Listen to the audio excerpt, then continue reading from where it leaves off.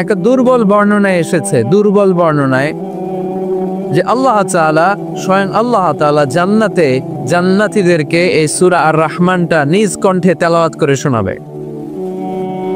আমরা আল্লাহর কণ্ঠের তেলাওয়াত শুনতে চাই কি চাই না? আল্লাহর তেলাওয়াত কি আমাদের মতো তেলাওয়াত? আল্লাহ দেখতে কি আমাদের মতো? লাইসা কামিসলিহি শাই, তার মতো কেউ নাই। তার মতো কেউ আছে? তার মতো কেউ নাই। তিনি তার মতো। তিনি কার মতো? তিনি তার মতো। লাইসা কামিসলিহি শাই। জান্নাতীরা যখন জান্নাতে ঢুকবে, আল্লাহ তাআলা প্রশ্ন করবেন, ও জান্নাতীরা, এই কোরআনে যত নাজ নেয়ামতের বর্ণনা দিয়েছিলাম তার সবগুলো কি তোমরা পাই টু পাই বুঝে পেয়েছো? জান্নাতীরা বলবে পেয়েছি। হঠাৎ এক জান্নাতি হাত তুলে বলবে, আল্লাহ একটা জিনিস তো পাই নাই। সবাই বলে পাইছি, তুমি পাও নাই। কি পাও নাই? কয় আমনেরই তো পাই নাই। সুবহানাল্লাহ পড়বেন না? আপনাকেই তো পাই নাই। সব দেখলাম, সব খাইলাম, সব দেখলাম, কিন্তু আপনারে তো দেখলাম না। আল্লাহ তাআলা তখন বিশাল জান্নাতের এক কনফারেন্স রুমে সবাইকে বসিয়ে আল্লাহর দিদার মানুষকে দেখাবেন। আল্লাহ তাআলা তার গোপন সৌন্দর্যকে সেদিন জান্নাতীদের সামনে প্রকাশ করে দিবেন। আল্লাহর হাবিব বসবেন ওই কনফারেন্স রুমে সবার সামনে।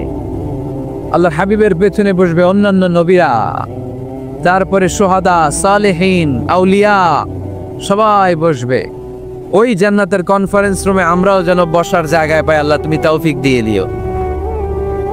আল্লাহ তাআলা অনেকগুলো নূরের পর্দার পেছন থেকে নূরের ঝলকানি মারবেন। ওই ঝলকানি এক মুহূর্তের জন্য দিবেন। এক মুহূর্ত। কয় মুহূর্ত? 70,000 নূরের পর্দার কথা বলা হয়। এই বর্ণনাটাও দুর্বল। পর্দা আছে কিন্তু কয় হাজার জানে কে? আল্লাহ। ওই পর্দা সরিয়ে আল্লাহ তাআলা সৌন্দর্যের বা নূরের ঝলকানির এক আলোক ছোটা জান্নাতীদের সামনে তুলে ধরবেন এক মুহূর্তের জন্য। কয় মুহূর্ত?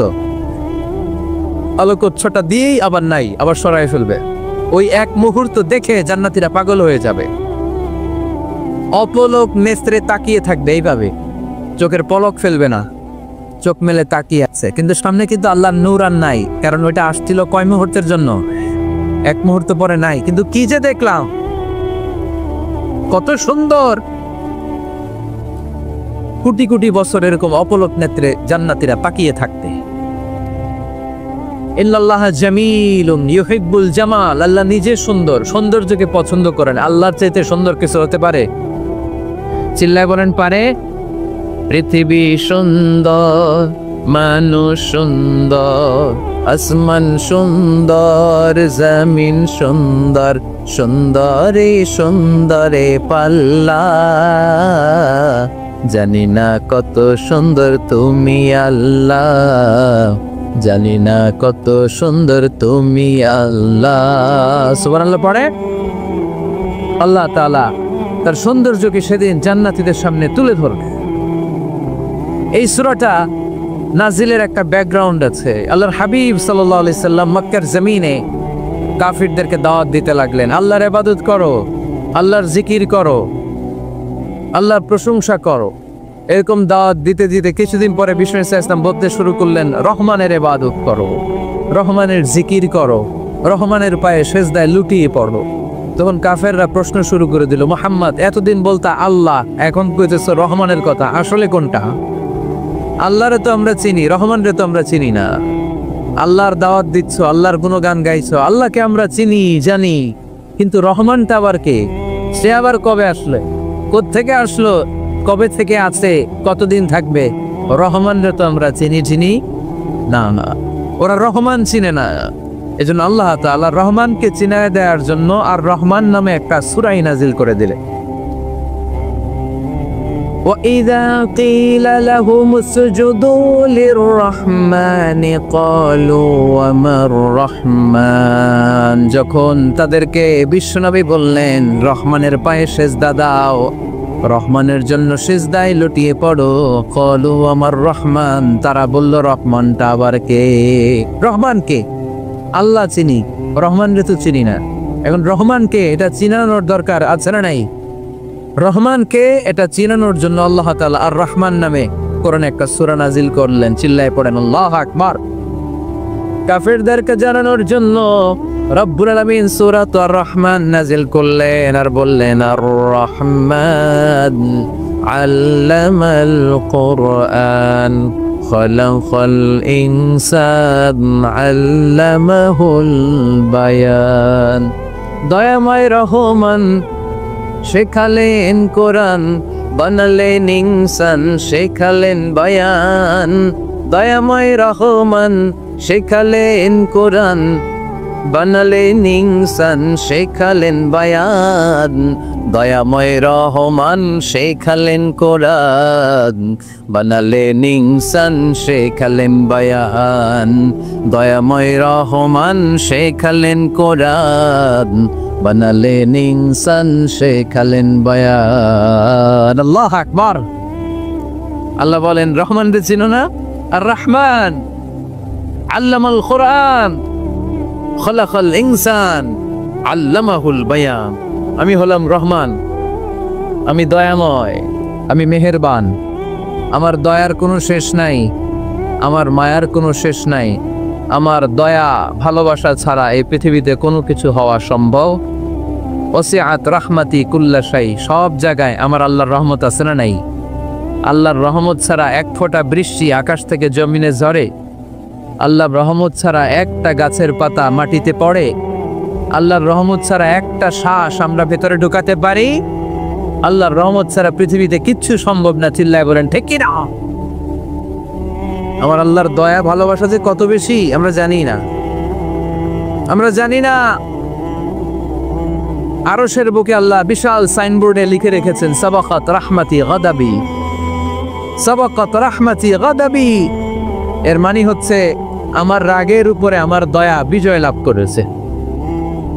সাবাকাত রাহমাতি গাদাবি। আমার রাগও আছে, আল্লাহর রাগ আছে না?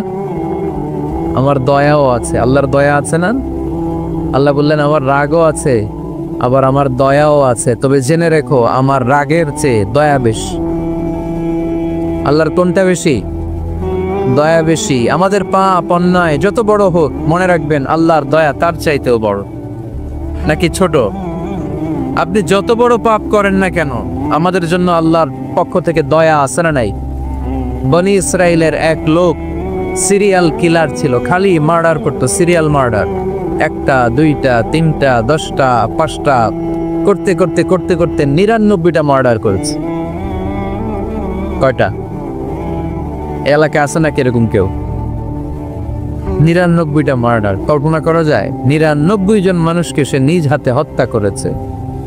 99 মার্ডার করার পরে তার মনে ভয় আসলো, হায় রে, না জানি আল্লাহ আমার সাথে কেমন আচরণ করে আখিরাতে।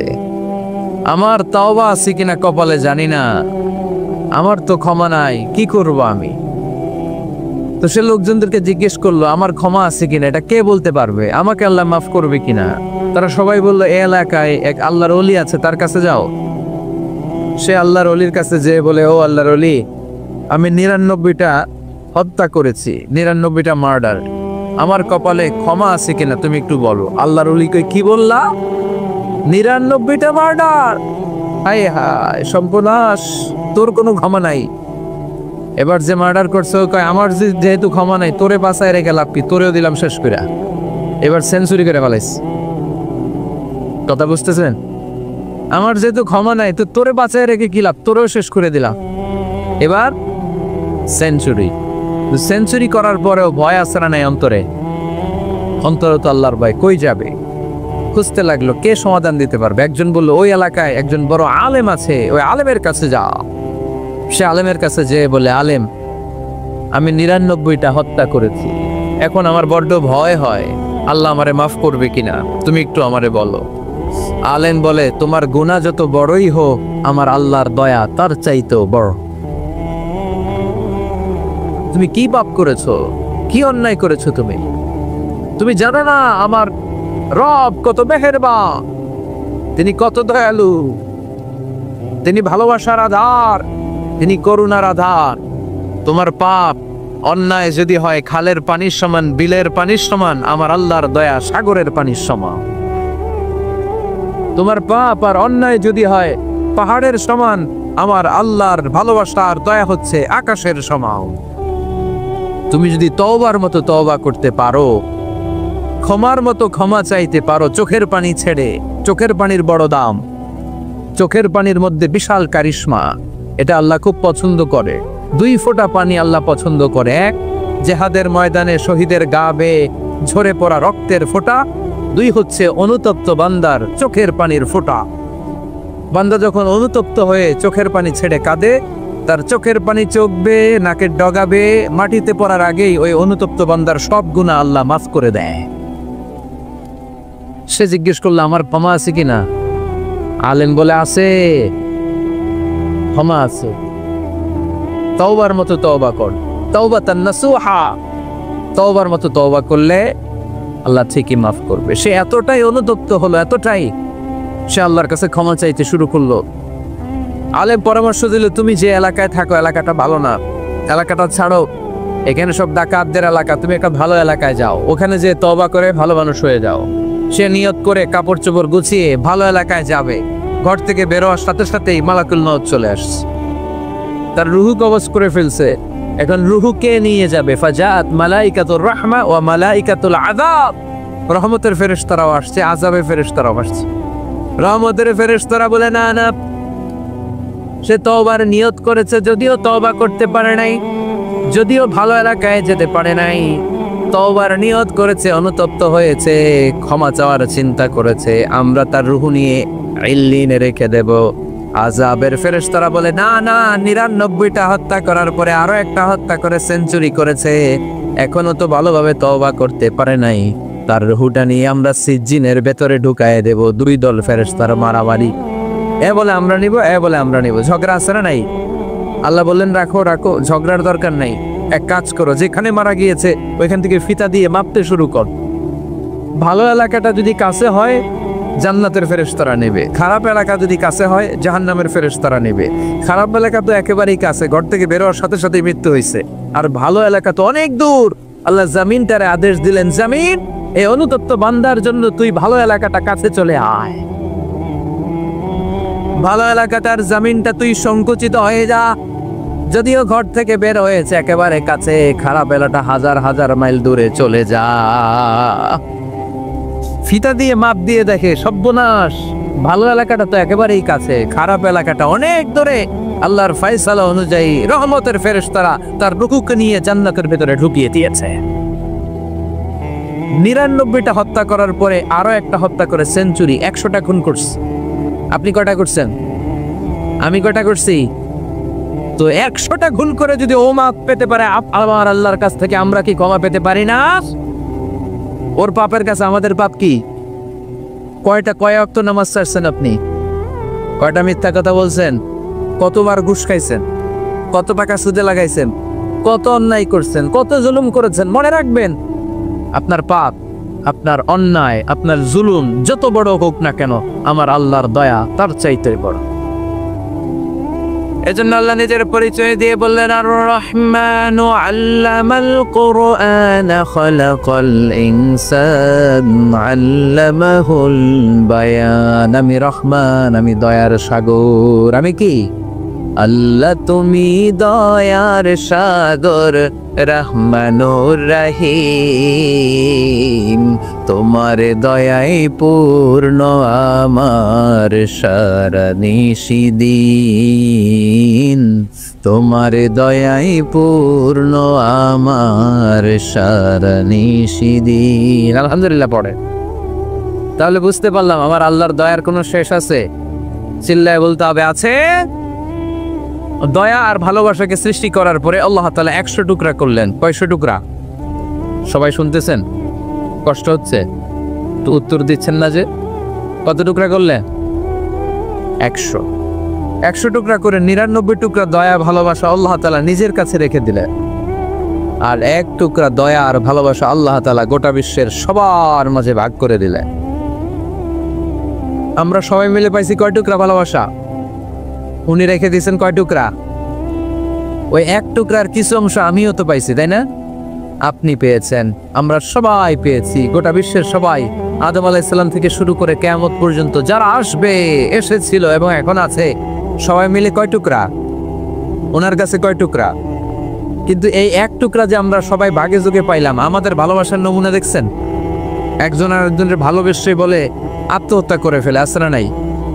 আছে না?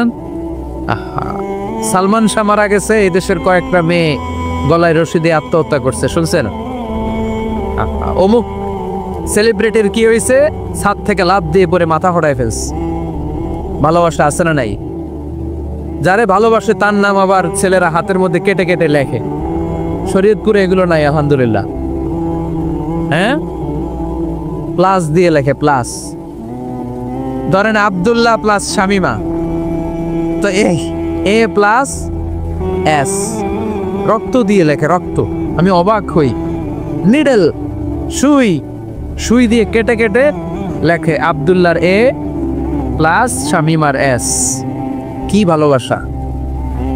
এক ভাগ ভালোবাসার ছিটে ফোটা সবাই মিলে পাইছে। এটা ঠেলা যদি এরকম হয়, তাহলে যিনি ৯৯ ভাগ ভালোবাসা রেখে দিয়েছে তার ভালোবাসা বেশি না কম?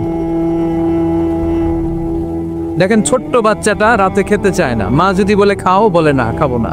আব্বু অফিস থেকে আসুক, আব্বুর কোলে বসে বসে আব্বু আর আমি একসাথে খাবো। এই ছোট্ট বাচ্চাটা কিছু বোঝে না, কিন্তু তারপরও তার বাবার জন্য ভালোবাসা তার হৃদয়ে ঢুকাই দিছে কে? আপনাদের এলাকায় মুরগি পালেন না আপনারা? মুরগি যখন বাচ্চা নিয়ে হাঁটে, দেখবেন মুরগি ছানা ধরা যায় না, ধরতে গেলে মা মুরগিটা কি করে? কামড় দিতে আসে। এই ছোট্ট বাচ্চাগুলোর জন্য মা মুরগিটার হৃদয়ের ভিতরে ভালোবাসা ঢুকাই দিল কে? আমি পত্রিকাতে এমনও দেখেছি, বন্যায় এক মা পানি খেতে খেতে মরে গিয়েছে, কিন্তু শিশুটাকে একটা বালতির মধ্যে চাপিয়ে মাথায় তুলে ধরে রেখেছে। মা পানি খেতে খেতে নিজের জীবনকে বিলিয়ে দিয়েছে, কিন্তু বাচ্চাটা মরে নাই। বাচ্চার জন্য কি ভালোবাসা! এই ছোট্ট বাচ্চার জন্য মায়ের হৃদয়ে জান স্যাক্রিফাইসের মতো এই ভালোবাসা ঢুকাই দিল কে? কিছুদিন পরে আবার আসতেছে বিশ্ব ভালোবাসা দিবস। তখন দেখা যাবে ভালোবাসা কারে কয়। মাদারীপুরের কোনো ফুল বাগান আর খুঁজে পাওয়া যাবে না ফুল, ঠিক কিনা?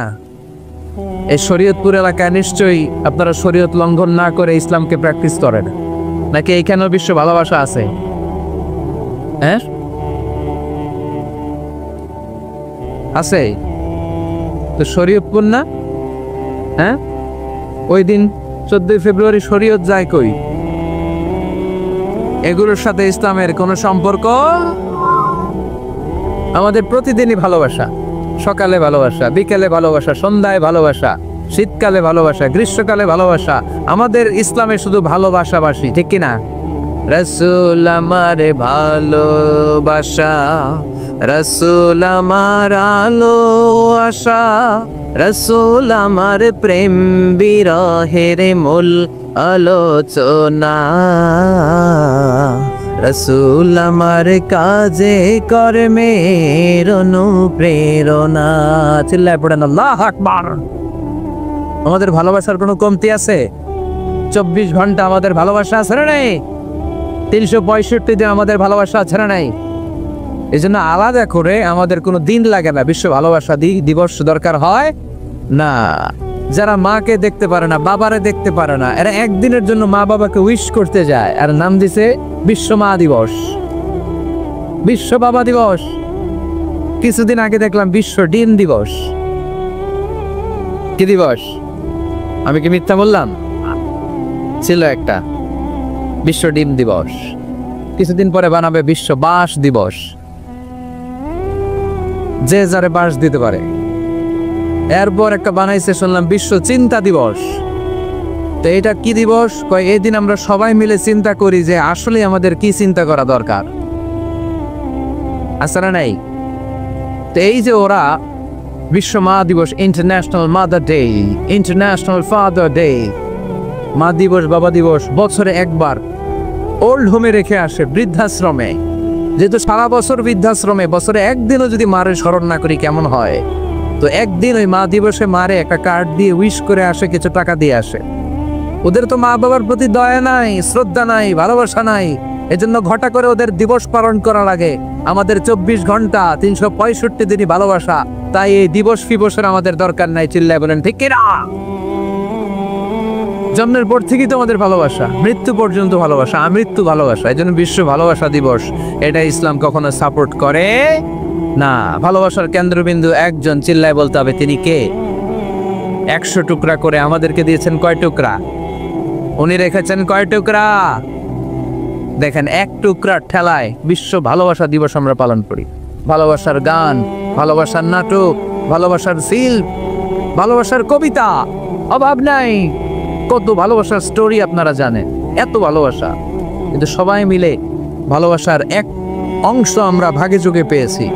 এক অংশের নমুনা যদি এমন হয়, 99 টুকরা ভালোবাসা যিনি রেখে দিয়েছেন নিজের মধ্যে, তার ভালোবাসা বেশি না কম?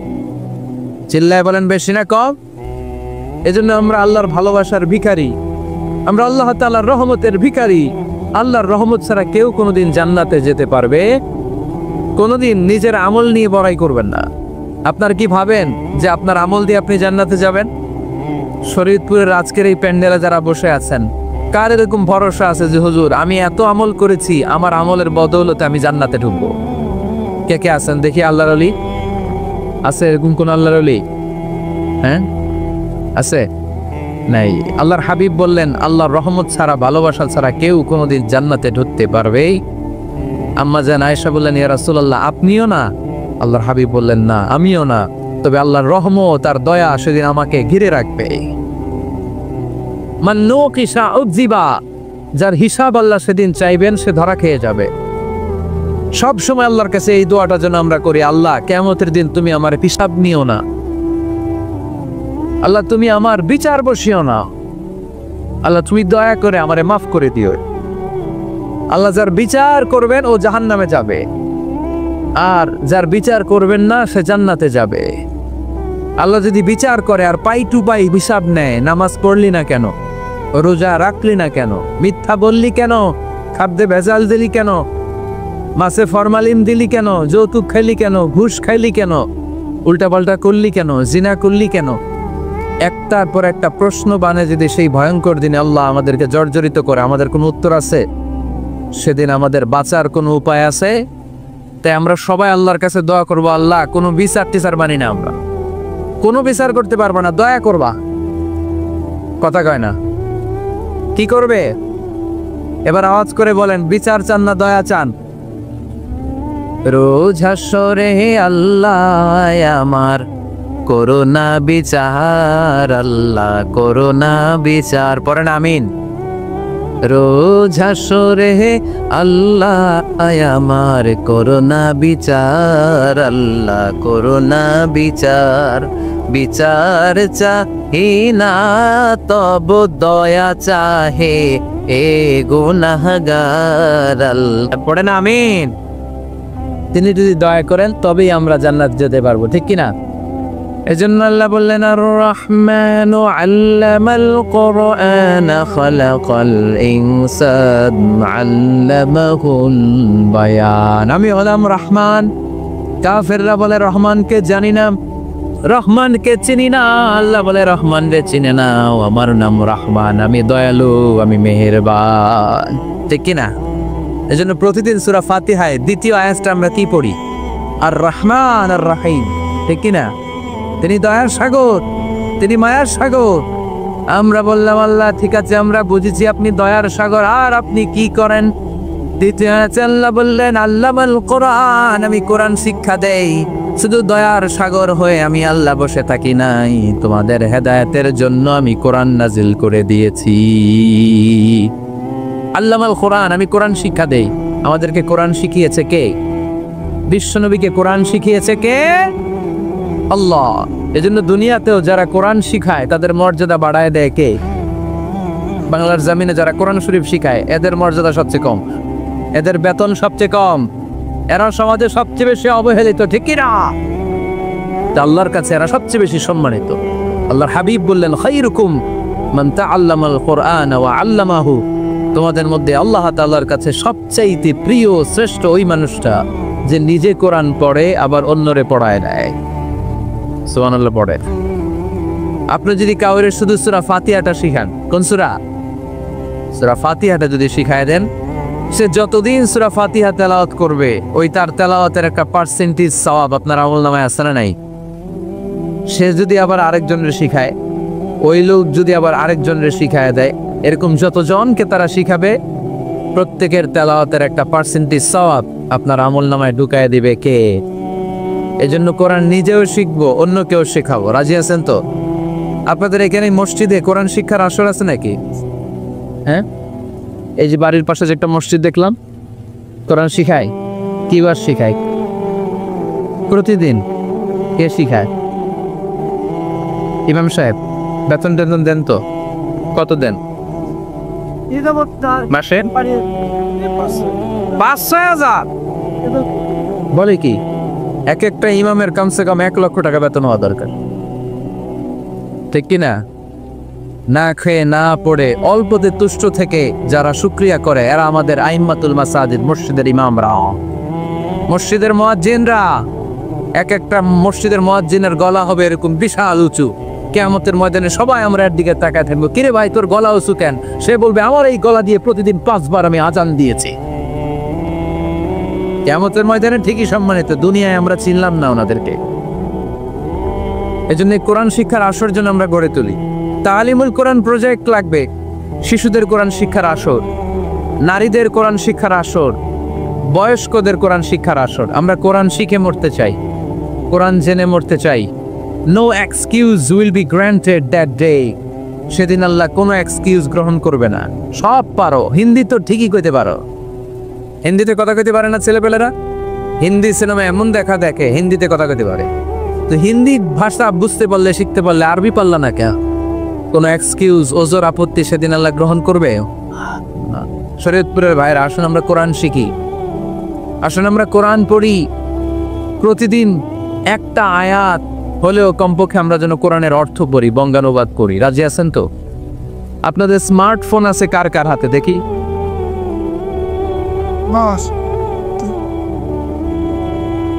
আপনারা কি অ্যানালগ? স্মার্ট আপনি? মাশাআল্লাহ।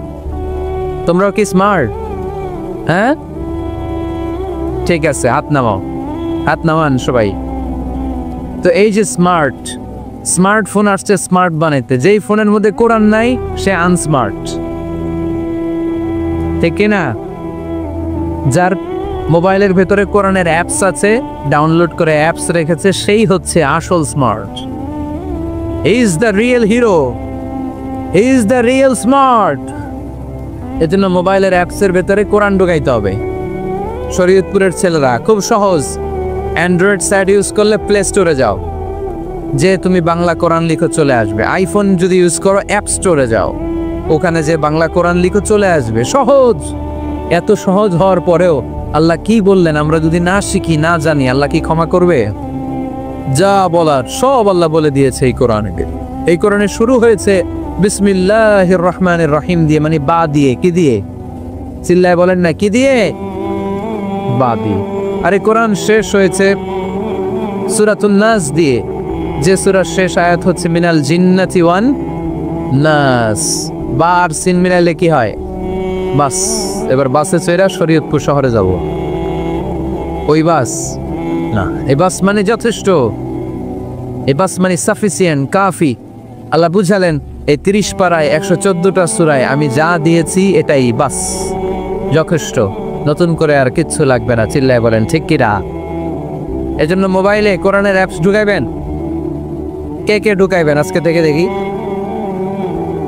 আমারে দেখানোর জন্য হাত তুলছেন? দেখাতে হবে একজন রে, তিনি কে? আল্লাহরে দেখান, আল্লাহর ফেরেশতারে দেখান। এখন কই মারছে হাত? আল্লাহর ফেরেশতার কথা কইছেন, ভয় ঢুকছে। ঢুকাবেন ঢুকাবেন, এদিকে হাত তুলে না কেন? আছে? মাশাআল্লাহ, হাত না হয়। আল্লাহ তুমি সব ভাইদেরকে কবুল করো। আমরা যেন মোবাইলে হিন্দি সিরিয়াল না দেখি, আমরা যেন ড্যান্স না দেখি, উলঙ্গ নৃত্য যেন না দেখি। আমরা যেন এই মোবাইলে কোরআন পড়ি। আমরা কান দিয়ে যা শুনবো তাতে যেন সওয়াব হয়। আমরা চোখ দিয়ে যা দেখবো তাতে যেন সওয়াব হয়, ঠিক কিনা? যেন কানে শুনি সদা তোমার কালাম, এ খোদা চোখে যেন দেখি শুধু কোরআনের আয়াত, শোনো আমার মুনাজাত, শোনো শোনো ইয়া ইলাহি আমার মুনাজাত, শোনো আমার মুনাজাত। পড়েন আমিন। তাহলে আমরা যে কিতাবটার সঙ্গী বানাবো, কিতাবটার নাম সবাই বলেন। আমরা যে কিতাবটারে বন্ধু বানাবো, এই কিতাবটার নাম, এটা আল্লাহর কিতাব। এই কিতাব সংরক্ষণের দায়িত্ব নিয়েছে কে? এই কিতাবকে কেউ ধ্বংস করতে পারবে? এই কিতাবের পিছু লেগে কেউ সুবিধা করতে পারবে? এই কিতাবের তাফসির কেউ বন্ধ করতে পারবে না, অসম্ভব। কোরআনের কথা ছড়িয়ে পড়বে যুগ থেকে যুগ, যুগান্তরে, দেশ থেকে দেশ, দেশান্তরে, ঠিক কি না? এটা এমন কিতাব, এই কিতাবের পিছু লেগে লাভ নাই। এই কিতাবের বাণী ছড়িয়ে পড়বে গোটা বিশ্বময়। অনেকে অনেক ষড়যন্ত্র করেছে এই কিতাবকে ধ্বংস করে দেওয়ার জন্য। আমাদের এই খোদ ভারতবর্ষে ষড়যন্ত্র হয়েছিল। ব্রিটিশরা যখন চলে গিয়েছিল, ওরা প্ল্যান করেছিল এই কিতাবকে কি করে আমাদের থেকে ডিটাচ করা যায়, কেমন করে আলাদা করা যায়। এর একটা কমিটি করে দিয়েছে, আপনারা গবেষণা করে দেখেন এই ভারতবর্ষ থেকে কেমন করে কোরআন দূর করা যায়। তারা বুদ্ধি করে বলল, এক কাজ করি, কারণ তাদের কোরআনের কপিগুলো মসজিদ থেকে বের করে আমরা আগুন দিয়ে জ্বালাই দিব, তাইলেই কোরআন শেষ। কোরআনের কপি যদি আগুন দিয়ে জ্বালায় দেওয়া হয়, তাহলে তার পৃথিবীতে কোরআন থাকবে না, না থাকবে? যদি আগুন লেগে ধ্বংস হয়ে যায়, ধ্বংস হয়ে যায়, যদি আগুন লেগে যায়, পুড়ে যায় পৃথিবীর সব বইয়ের দোকান, বিশ্ব থেকে হারাবে না পবিত্র কোরআন, বিশ্ব থেকে হারাবে না পবিত্র কোরআন, ঠিক কি না?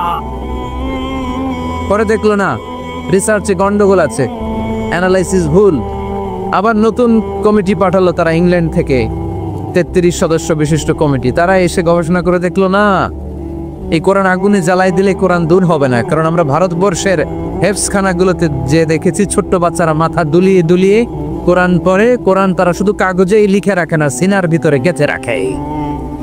ওই কোরআন মুসলমানদেরকে শিখিয়েছে কে? সে আল্লাহ বললেন, আর রহমানু আল্লামাল কোরআনা খালাকাল ইনসান আল্লামাহুল বায়ান। আল্লাহ বললেন, আমি মেহেরবান, আমি কোরআন শিখিয়েছি। আমরা বললাম, আল্লাহ আর আপনি কি করেন? আল্লাহ বলেন, খালাকাল ইনসান, আমি মানুষ বানিয়েছি। সুবহানাল্লাহ পড়ে।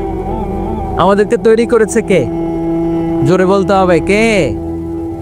মানব সৃষ্টির 3টা পদ্ধতি কোরআনে পাওয়া যায়। পদ্ধতি নাম্বার 1, বাবাও নাই মাও নাই। এই পদ্ধতিতে আল্লাহ কাকে বানাইছে বলে? আদম আর হাওয়া আলাইহিস সালাম, এদের বাবা মা ছিল। 2 নম্বর পদ্ধতি হচ্ছে মা আছে কিন্তু বাবা নাই। এই পদ্ধতিতে আল্লাহ কাকে বানালেন? কি নাম? ঈসা আলাইহিস সালাম। 3 নম্বর পদ্ধতি হচ্ছে মাও আছে বাবাও আছে। এই পদ্ধতিতে আল্লাহ কাদেরকে বানিয়েছেন? আমাদেরকে বানিয়েছেন। তাহলে পদ্ধতি কয়টা? 3টা। আদম আলাইহিস সালামকে বানানোর পদ্ধতিও 3টা। প্রথমে আল্লাহ তিন লাজিব এঁটেল মাটি নিলেন, তারপর নিলেন হামাইম মাসনুন কাদামাটি, তারপরে এটারে বানালেন ঠনঠনে শুকনো মাটি। সাইয়েদনা আদম আলাইহিস সালামের অবয়ব তৈরি করলেন 60 হাত লম্বা করে। সাইয়েদনা আদম আলাইহিস সালামকে যখন আল্লাহ বানিয়েছেন, কয় হাত লম্বা? সহিহ বুখারীর বর্ণনা, লাম্মা খালাকাল্লাহু আদামা ওয়া কানা তুলুহু 60 যিরাআন। আল্লাহ তাআলা যখন আদম আলাইহিস সালামকে বানালেন, 60 হাত বা 60 গজ লম্বা করে বানালেন। আপনারাও যারা জান্নাতে যাবেন, 60 হাত লম্বা হয়ে জান্নাতে ঢুকবে। কয় হাত লম্বা? সুবহানাল্লাহ পড়বেন না? আদম আলাইহিস সালামকে বানালেন। আবার মায়ের পেটে যে আমরা বড় হলাম, এখানেও আমাদের 3টা ক্যাটাগরি, 3টা ধাপে তিনি আমাদেরকে বানালেন। মায়ের পেটে 9 মাস কি করছিলেন মনে আছে আপনাদের? শরীয়তপুরের ভাইরা মনে নেই কেন? হ্যাঁ, আমাদের কারোরই মনে নাই, ঠিক কিনা? এই 6 মাস 8 মাস কই যে ছিলাম, কোথায় ছিলাম আমরা মনে করতে পারি না। স্মৃতির পাতা হাতড়িয়ে যত পিছনে যায় আর বলতে থাকি। মনে আছে ছোটবেলার কথা? মনে নাই? আমরা সবাই কিন্তু এত বড় ছিলাম না ভাই, ছোট্ট ছিলাম, ছোট্ট। মায়ের জরায়ুর দেয়ালের মধ্যে লেপ্টে ছিলাম। নুতফা, আলাকা, মুদগা, sperm drop, blood clot and the little flash.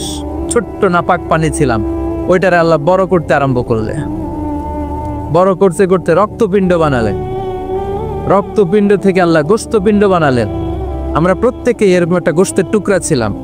এটার ভিতরে আল্লাহ কঙ্কাল ঢুকালেন, আমার স্কেলিটন, আমার কঙ্কালটা, আমার অবয়বটা ঢুকালেন। তারপরে আবার গোস্ত দিয়ে প্যাকেট করলেন, তার উপরে আবার চামড়ার প্যাকেট পড়ায় দিলেন। পড়েন সুবহানাল্লাহ। এরপরে 9 মাস পরে এই পৃথিবীর বুকে স্মুথলি আমাকে আসার সুযোগ দিলেন কে? এক আলেম আরেক আলেমের বিরুদ্ধে বলে স্টেজে বসে, আছে না নাই? একজন আরেকজনের কাফের ফতোয়া দেয়, আছে না নাই? আপনাদের গাজীপুরে আলহামদুলিল্লাহ এগুলো নাই। এটা একটা মহামারী এবং ভয়ঙ্কর অবস্থা। অন্যকে নিয়ে ব্যস্ত থাকা, অন্যকে সময় দেয়া। প্রিয় ভাইরা, স্রষ্টার দেয়া আমাদের জন্য সবচেয়ে দামি বিষয় হচ্ছে, আল্লাহর দেয়া সবচেয়ে দামি গিফট হচ্ছে আমাদের সময়। দামি গিফটের নাম কি? এই সময়টাই আমরা অন্যকে দিয়ে দিই। অন্যকে হিংসা করতে করতে দামি সময়গুলো নষ্ট করে ফেলে। এটা ঠিক না। আমারও অনেকে এদেশে কাফের বলে, আছে না নাই? আমি অবাক হয়ে যাই, এই কাফেরের কথা শুনতে এতগুলো আল্লাহর ওলি কি করে আসে? আমার বুঝে আসে না এই কাফেরের কথা শোনার জন্য এরকম ধাক্কাধাক্কি হয় কেন? আল্লাহ তুমি হেদায়েত দান করো। আমি শুধু আল্লাহর কাছে সাহায্য চাই আর আপনাদের দোয়া চাই। দোয়া করবেন, বদদোয়া দিবেন না তো আবার। আর কে আমারে কাফের বললো, কে কি ফতোয়া দিল, আই ডোন্ট কেয়ার। ওইদিকে আমি তাকাই না। এর কারণ পিছনের দিকে তাকানোর সময় আমার নাই। চিল্লা এখন ঠিক কিনা? সিংহ, সিংহ,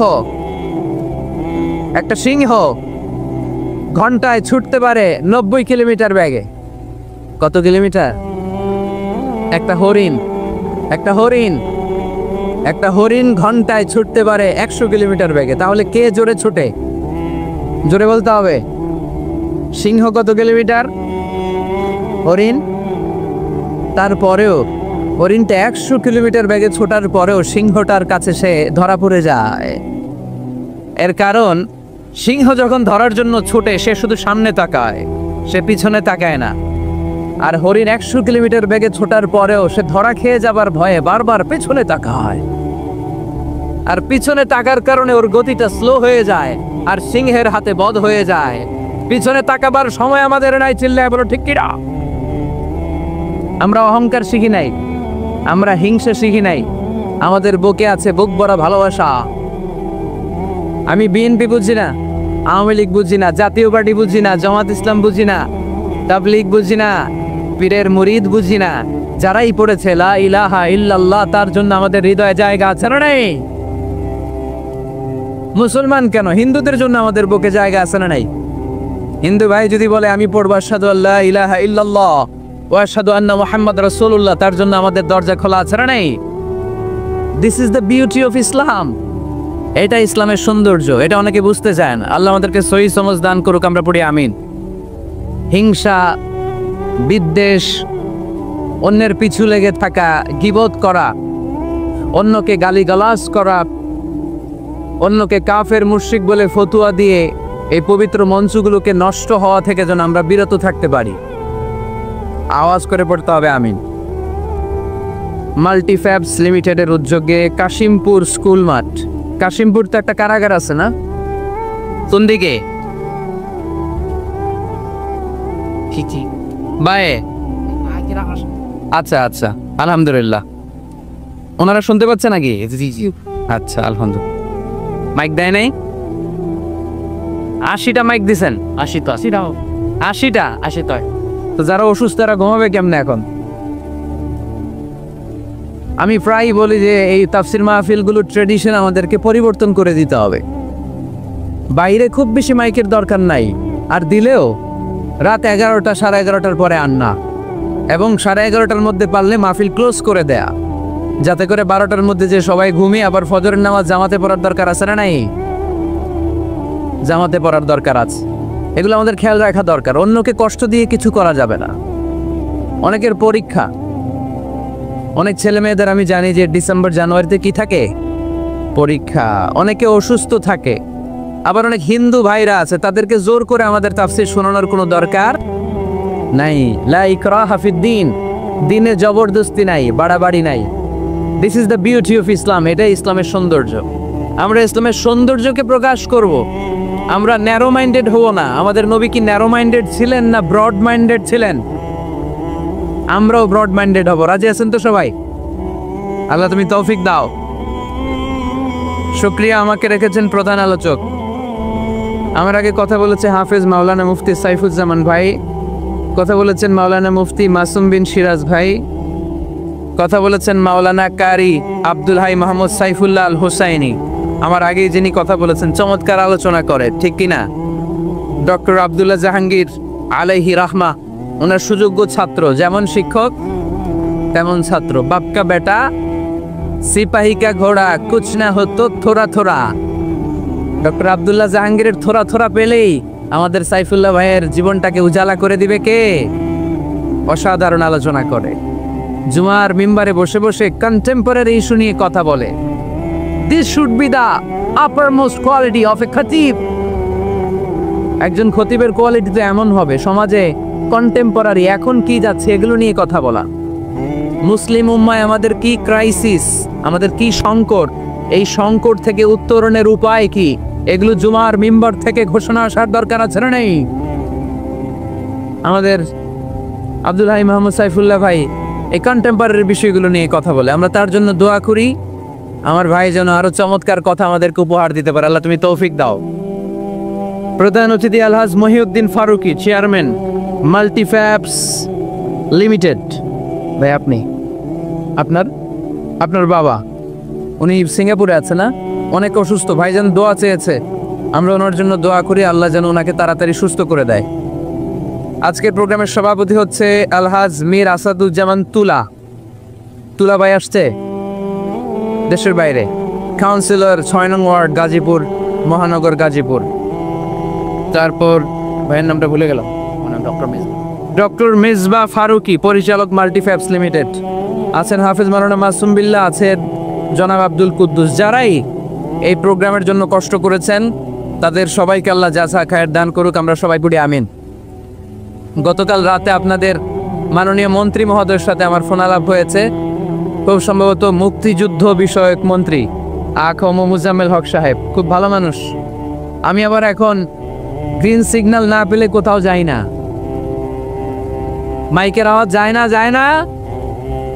okay let me handle the issue. কিরে ভাই তোর নাম কি? ওইদিকে একটু ঠিক করো। ঠিক করতেছি, দাঁড়াও একটু ঠিক করতেছি। তোমার টিম পাঠাও, ও তো যাইতে পারবে না, ওরে মাথার উপর দিয়ে উঠায় দিন, পাঠায় দাও, পাশ দিয়ে পাঠায় দাও। একটু ক্রস চেক করো, একটু ডবল চেক করো মাইকগুলো ঠিক আছে কিনা। বারবার মাঝখানে ডিস্টার্ব হলে তো কথা বলা যাবে না, দেখতেছো? ওকে, 5 মিনিটের মধ্যে ঠিক হয়ে যাবে, আর কথা বলা যাবে না। সম্মানিত শ্রোতা, আমি চাইব অল্প কয়েক মিনিট যতক্ষণ কথা বলি আপনাদের কান দুটো খরগোশের মতো খাড়া করে আমার দিকে রাখতে হবে। পারা যাবে? মাশাআল্লাহ। আমাকে আলোচনার সুন্দর একটা বিষয় দেয়া হয়েছে, সূরা জুমআ আয়াত 10। হইছে কি ইয়েস নাকি নো?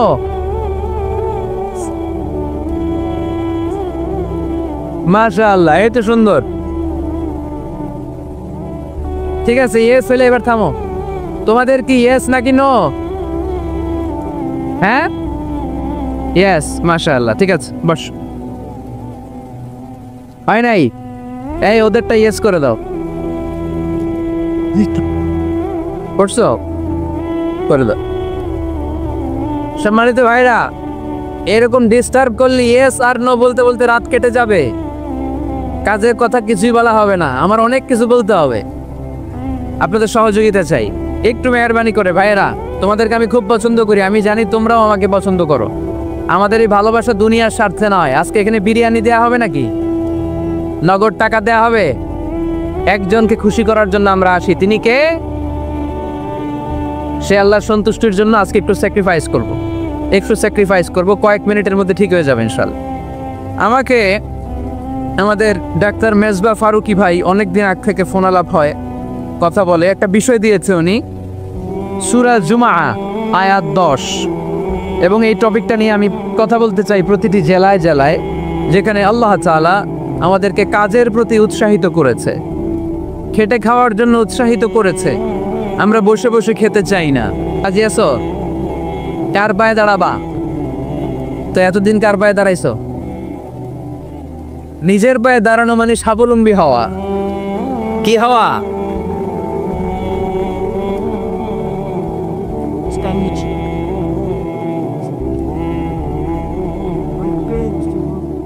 এই মাইকের সমস্যার কারণে আমাদের মাহফিলগুলো মাইর খেয়ে গেল। কনসার্টে শুনছেন মাইকের সমস্যা, তারপর যেখানে গান বাজনা হয় মাইকের সমস্যা শুনছেন, লাফায় লাফায় জিকির করে ওইখানে মাইকের সমস্যা শুনছেন। আমাদের কোরআনের তাফসিরগুলোতে মাইকের সমস্যা। এগুলো করো না, আগে থেকে ঠিক রাখো। আর এখন তো মৌসুমের শুরু, তুমি 3-4 মাস সার্ভিস দেওয়ার পরে মার্চ এপ্রিলে এরকম হইতে পারে, ঠিক কিনা? বছরের শুরুতেই যদি এরকম হয় তাহলে তো সর্বনাশ। আর মাইকম্যান ঠিক করতেছে, বারবার আমার বা ওর দৃষ্টি আকর্ষণ করা যাবে না, একটু চুপ থাকতে হবে। তো আমরা নিজের পায়ে দাঁড়াতে চাই। কার পায়ে? আমরা স্বাবলম্বী হতে চাই। কি হতে চাই? কাজ করার অনেক সুযোগ আছে। Just you have to generate new ideas, priceless ideas, you have to generate this. আপনাকে নতুন নতুন আইডিয়া দিতে হবে। নতুন নতুন আইডিয়া দিলেই আপনি মার্কেটে হিট করে ফেলবেন। আজকে সব গোমর ফাঁস করে দিয়ে গেলাম। কোটিপতি আর মিলিয়নিয়ার, বিলিয়নিয়ার হালাল পন্থায় যারা হতে চাও, your job is just produce new idea. নতুন নতুন কি লাগবে?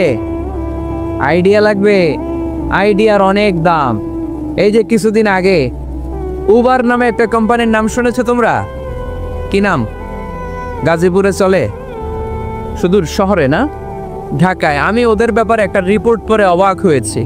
এই উবারের কোনো পুঁজিপাতি কিছু নাই, ওদের কিছু অফিস আর স্টাফ। মানুষের গাড়ি দিয়ে ওরা ব্যবসা করে। মানে কইয়ের তেল দিয়ে কি ভাজে? কই ভাজে, এটাও বোঝেন আপনারা? কইয়ের তেল দিয়ে কই ভাজা। ওরা just they launch a company and they set up some staff, company আছে, স্টাফ আছে, আর একটা মোবাইল অ্যাপস আছে। এই মোবাইল অ্যাপসের মধ্যে দিয়ে where you intend to go, কোথায় যেতে চান লিখবেন, কোন জায়গা থেকে যেতে চান লিখবেন, গাড়ি এসে হাজির। আপনি টাকা পে করে দিবেন, ওই টাকার একটা পার্সেন্টেজ ওই কোম্পানির মধ্যে চলে যাবে। What an idea! সারা বিশ্বে এখন শুরু হয়েছে। আমেরিকার সান ফ্রান্সিসকো একটা স্টেট আছে, সেখান থেকে তারা এই উবারের কার্যক্রম শুরু করেছে। 775টা শহরে উবারের এই অপারেশন কার্যক্রম চালু হয়েছে। 63টা দেশে ওদের সেন্টার আছে। আমাদের ঢাকাতেও আছে না নাই?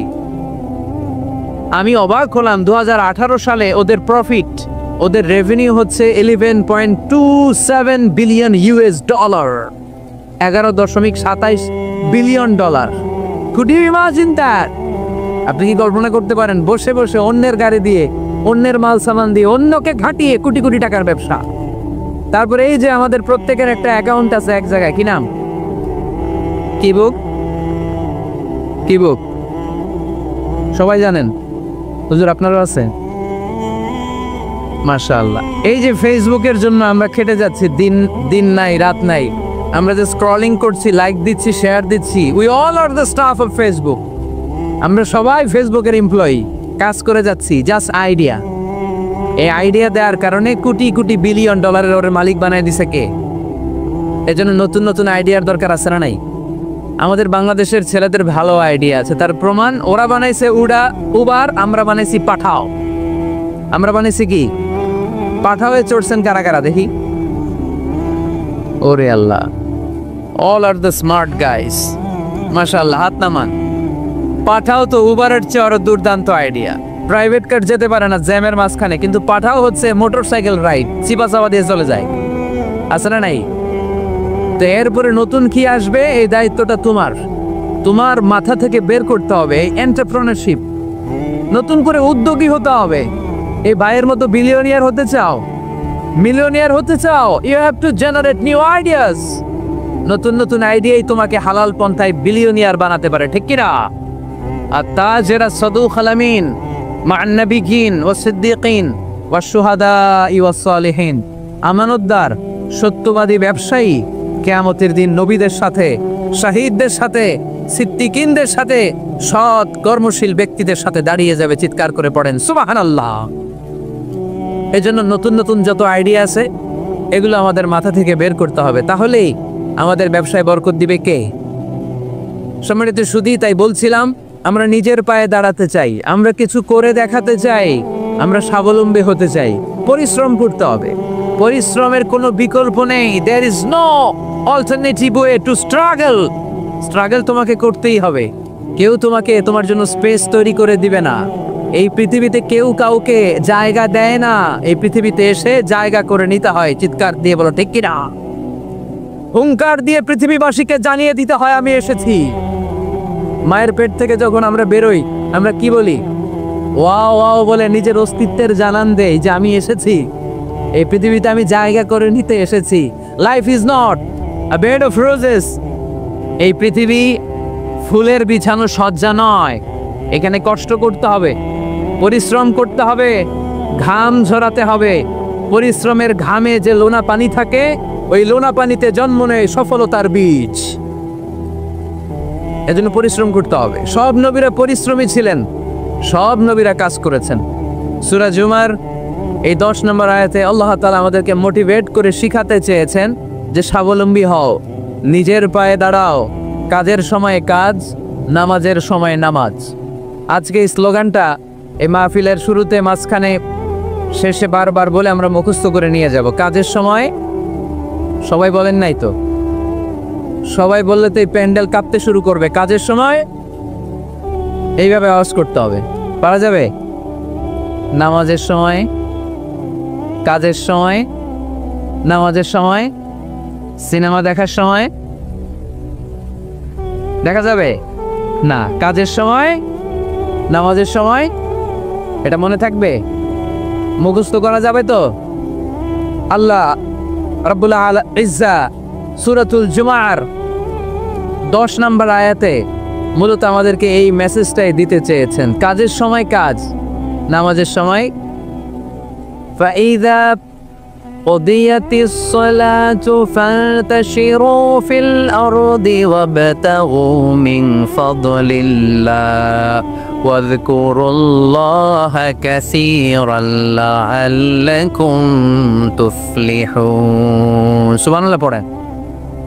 আল্লাহ বললেন যখন তোমাদের নামাজ শেষ হয়ে যায়, ফাইদা কুদিয়াতিস সালাত, যখন সালাত শেষ হয়ে যায়, ফান্তাশিরু ফিল আরদি, জমিনে ছড়িয়ে পড়ো, ওয়াবতাগু মিন ফাদলিল্লাহ, আল্লাহর দেয়া ফজল তালাশ করো, রিজিক তালাশ করো, ওয়াযকুরুল্লাহা কাসীরান, আল্লাহর জিকির বেশি বেশি করো, লাআল্লাকুম তুফলিহুন, তোমাদেরকে সফল বানায়া দিবে কে? সিস্টেমটা খেয়াল করেন। ফাইদা কুদিয়াতিস সালাহ, যখন সালাত শেষ, ফান্তাশিরু ফিল আরদ, when you are done with your salah, spread out to your workplace, তোমার কাজের জায়গায় চলে যাও। নাকি মসজিদে বসে থাকবেন? নামাজ শেষে কি করতে হবে? কাজের জায়গায় চলে যেতে হবে। এটা ইসলামের নিয়ম, এটা বিশ্বনবীর সুন্নাহ, এটা আল্লাহর দেয়া পদ্ধতি। ফাইদা কুদিয়াতিস সালাতু, যখন সালাত শেষ হয়ে যাবে, ফান্তাশিরু ফিল আরদ, জমিনে ছড়িয়ে পড়ো, ওয়াবতাগু মিন ফাদলিল্লাহ, আল্লাহর রিজিক তালাশ করো। জমিনের মধ্যে আল্লাহর ফাদাল আছে, রিজিক আছে, এই রিজিকগুলো তালাশ করো। মসজিদে বসে থাকলে এই ফদল বা রিজিক কি পাওয়া যাবে? যাবে না। মসজিদে ঢুকলে রহমত পাওয়া যায়। গাজীপুরের ভাইয়ের আওয়াজ তুলে বলেন, মসজিদে ঢুকলে কি পাওয়া যায়? এজন্য মসজিদে যখন আমরা ঢুকি, কোন পা দিয়ে ঢুকি? ডান পা দিয়ে ঢুকেই আমরা বলি আল্লাহুম্মা ফতাহলি আবওয়াবা রাহমাতিক, O Allah, open for us the door of your mercy, আল্লাহ আমাদের জন্য আপনার সব রহমতের দরজাগুলো খুলে দেন। কারণ মসজিদে ঢুকলেই রহমত দেয় কে? আর মসজিদ থেকে যখন বের হই তখন রহমত নয়, তখন পাওয়া যায় ফদল, যে ফদলের কথা আল্লাহ ইয়াতে বললেন, ওয়াবতাগু মিন ফাদলিল্লাহ, এই ফদল মানে হচ্ছে রিজিক। তাই মসজিদ থেকে যখন বেরোই কোন পা দিয়ে বেরোই? আর কি দোয়া পড়ি? আওয়াজ করে বলেন, আল্লাহুম্মা ইন্নি আসআলুকা মিন ফাদলিক, মানে হে আল্লাহ, আমি আপনার কাছে আপনার ফজল চাই, রিজিক চাই। দুনিয়ার কেউ রিজিক দিতে পারে না, রিজিক দিতে পারে কে?